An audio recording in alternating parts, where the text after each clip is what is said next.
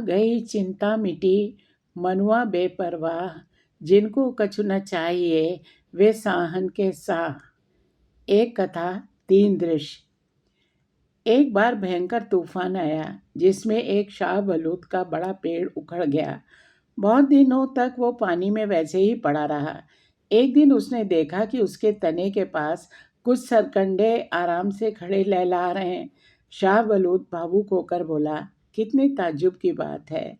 एक समय मैं बहुत मजबूत हुआ करता था और तेज से तेज आंधी तूफान का सामना कर लेता था, लेकिन आखिरकार आज उखड़कर इस हालत में पहुंच गया। तुम तो बहुत कमज़ोर हो, आसानी से टूट जाते हो, फिर तुम इतने भारी तूफान में कैसे बचे रह गए?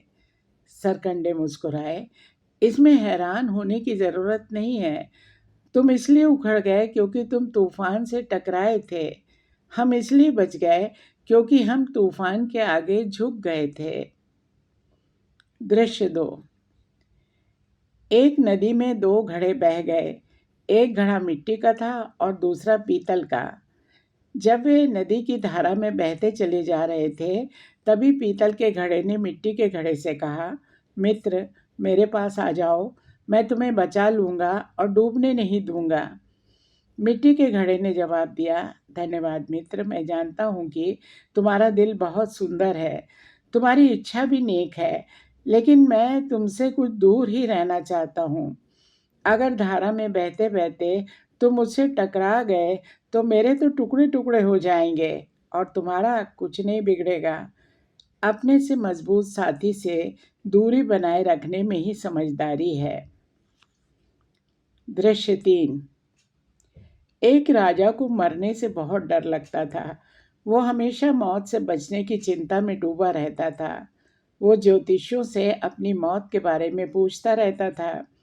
एक दिन उसने एक मशहूर ज्योतिषी को बुलवाया और उससे अपने जीवन के बारे में पूछा। पहले तो ज्योतिषी ने बहुत अच्छी अच्छी बातें बताई। राजा बहुत खुश हुआ। इसके बाद ज्योतिषी ने दुखद बातें बतानी शुरू की। राजा बहुत नाराज होकर बोला, पहले अपनी मौत का दिन बताओ। ज्योतिषी समझ गया कि वो जो भी दिन बताएगा, राजा उस दिन को छोड़कर किसी और दिन उसको मरवा कर भविष्यवाणी को गलत साबित कर देगा। कुछ सोचकर ज्योतिषी ने राजा से कहा, मेरी मृत्यु आपसे एक दिन पहले होगी। यह सुनकर राजा जड़ रह गया। ज्योतिषी को मरवाने का मतलब यह होता कि अगले ही दिन उसकी भी मौत हो सकती थी। उसने समझदारी से भरी भविष्यवाणी करने के लिए ज्योतिषी की तारीफ की और कीमती उपहार भेंट किए। कवि रहीम ने बहुत सही कहा है, बड़े बड़ाई ना करें, बड़ों न बोलें बोल, रहीमन हीरा कब कहे, लाख टका मेरो मोल। नमस्कार।